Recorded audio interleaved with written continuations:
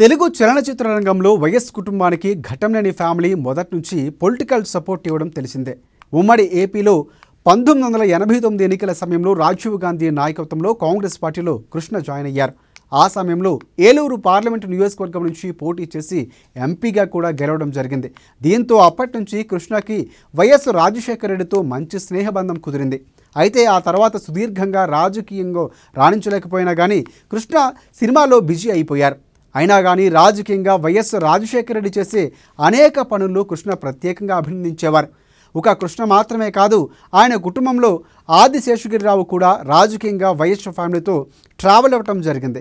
YS Rajasekhara Reddy ముఖ్యమంత్రిగా ఉన్న సమయంలోనే ఆయన చేపట్టిన పలు అభివృద్ధి కార్యక్రమాలు, అంతకుముందు చేసిన పాదయాత్రను కృష్ణ ఎప్పుడూ పొగుడుతూనే ఉండేవారు.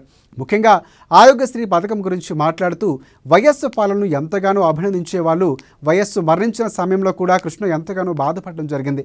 ఆ తర్వాత రాజకీయంగా వైఎస్ జగన్ ఎదిగిన తీరును కృష్ణ ఎంతగానో పొగడ్తలతో ముంచెత్తేవారు. 2019 ఎన్నికలకు ముందు వైఎస్ జగన్మోహన్ రెడ్డి చేపట్టిన ప్రజా సంకల్ప పాదయాత్రకి మంచిగా జనం వస్తున్నారు, ఖచ్చితంగా ఈసారి సీఎం అవుతాడని ముందుగానే కృష్ణ చెప్పడం జరిగింది. 2019 ఎన్నికల్లో మహేష్ బాబు అభిమానులు కూడా వైఎస్ జగన్కి ఎంతో సపోర్టుగా నిలిచి సోషల్ మీడియాలో తమదైన శైలిలో రాణించారు. ఈ క్రమంలో 2019 ఎన్నికల్లో జగన్ ముఖ్యమంత్రి అయ్యారు. కాగా ఆ తర్వాత 2022లో సూపర్ స్టార్ కృష్ణ మరణించడం జరిగింది. ఆ సమయంలోనే వైఎస్ జగన్ ముఖ్యమంత్రి హోదాలో హైదరాబాద్లో కృష్ణ పార్థివ దేహాన్ని సందర్శించి కుటుంబ సభ్యులు ఓదార్చడం జరిగింది. ఇదిలా ఉంటే మహేష్ కొత్త సినిమా గుంటూరు కారం సినిమాకి జగన్ ప్రభుత్వం శుభవార్త తెలియజేసింది. సంక్రాంతి పండుగ కానుగా జనవరి 12న ఈ సినిమా విడుదల కాబోతుంది. ఇక ఈ క్రమంలోనే ఈ సినిమా టికెట్లు రేట్లు పెంచుకోవడానికి ఏపీ ప్రభుత్వం గ్రీన్ సిగ్నల్ ఇవ్వడం జరిగింది. ప్రతి టికెట్లపై ₹50 పెంచుకునేందుకు వీలు కల్పిస్తూ జీవోని జారీ చేసింది ప్రభుత్వం. ఇక రిలీజ్ తేదీ నుంచి 10 రోజుల పాటు పెంచిన ధరలతో టికెట్లు విక్రయించుకోవచ్చని సూచించింది.